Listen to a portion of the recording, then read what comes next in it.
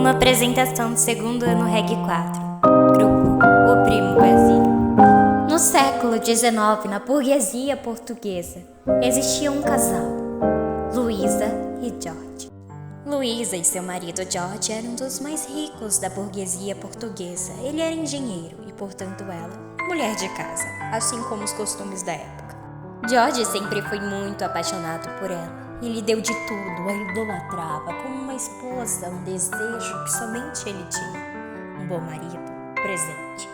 Isa, no entanto, nunca foi acostumada a não ter seu marido presente. Eles eram apaixonados, colados um com o outro, apesar do trabalho dele. Mas seu marido teve que viajar para um projeto do governo, cujo foi convidado.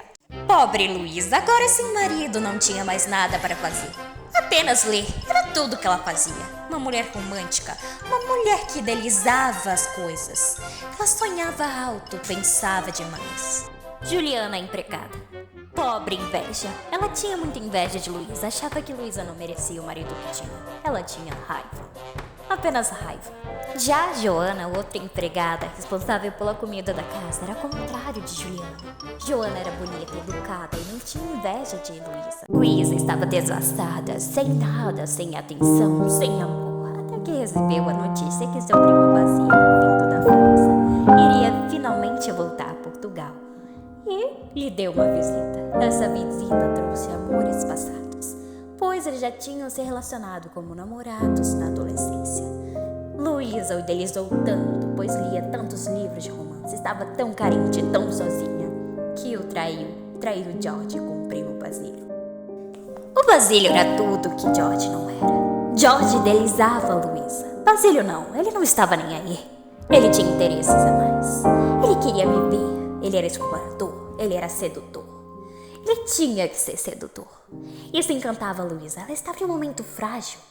Mas Basílio não via Luísa como um amor, como Luísa via Basílio. Luísa estava apaixonada por Basílio. Basílio era um homem cínico. Ele era de vida. Ele era um cafajeste. Outras palavras, ao contrário, nada trabalhador. Um vagabundo, um forasteiro. Ele não se interessava, estava usando Luísa. Luísa não percebia. Porém, Luísa começou a se arrepender. Os sinais que Basílio dava, que não dava a mesma prioridade. Juliana, a empregada da casa, invejosa, que queria tudo que Luísa tinha, percebeu e ela começou a ameaçar, falando que contaria para George. George uma vez disse: eu mataria minha esposa caso me traísse, mas sei que ela não teria essa coragem. Luísa enchia de medo, já que na época, caso a mulher tirasse a dignidade do homem, ele tinha direito de matá-la, tirar. Luísa tinha uma amiga chamada Leopoldina. Por Juliana estar a cobrando devido às suas manipulações, Leopoldina disse: é só você se dar. Você pode se doar para homens sexualmente, se deleitar. Assim terá dinheiro e seu marido não desconfiará que você está pegando dinheiro para ele pagar a empregada a mais. Luísa começou a fazer tudo o que Juliana fazia para ela, seja lavar suas roupas íntimas, seja passar pano, seja lavar a louça, limpar as paredes, os chãos, tudo estava sendo Luísa. Enquanto, na verdade, Juliana saía para tomar sorvete. Luísa estava fazendo tudo, desesperada, antes que seu marido soubesse sobre as coisas que ela estava fazendo com seu primo. Quando George voltou, ele notou uma diferença. Estava tudo estranho, um pouco antipático. Mas ele ainda amava. Sabia que talvez Luísa só estivesse mal pela sua demora de voltar em casa, o que era compreensível. Mas Luísa apenas estava tentando manter as aparências. Ela cogitou a chamar o melhor amigo de George. O melhor amigo se chama Sebastião, um médio da alta classe. Ele queria ver o casal bem, então não desejava o mal de Luísa. Acobertou o fato da traição e tentou conversar com Juliana, pressionando deste jeito para que pudesse parar de pressionar Luísa também.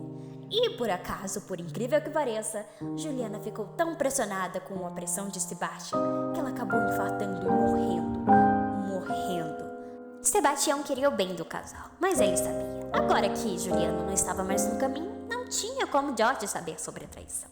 Mas ele acabou descobrindo quando uma carta do correio veio à casa de Luísa e de George. A carta vindo do primo Basílio.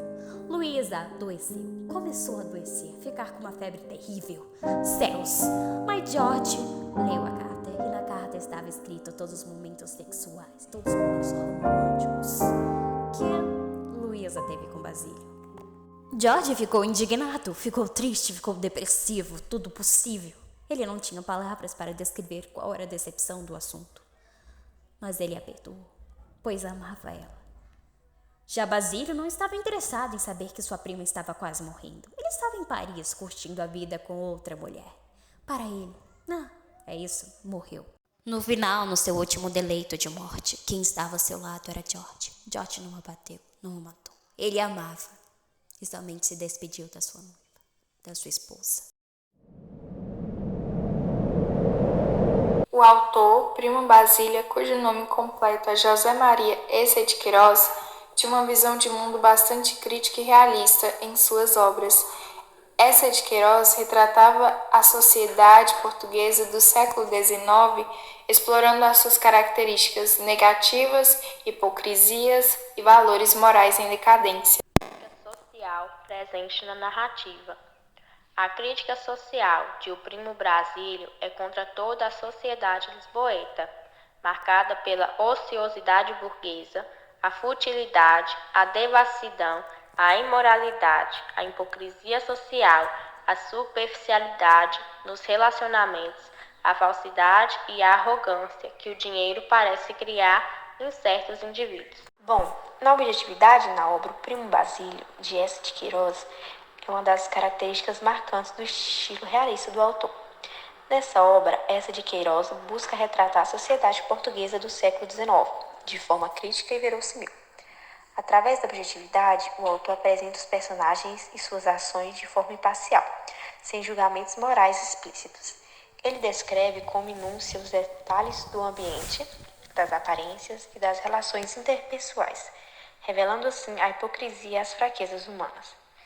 Através dessa objetividade, Eça de Queiroz também expõe as incongruências e as contradições da sociedade burguesa da época, evidenciando as convenções sociais e as falsas aparências que camuflavam os vícios e as decadências individuais. Primo Basílio é um romance escrito por Eça de Queiroz, que retrata o cotidiano de uma família burguesa em Lisboa do século XIX.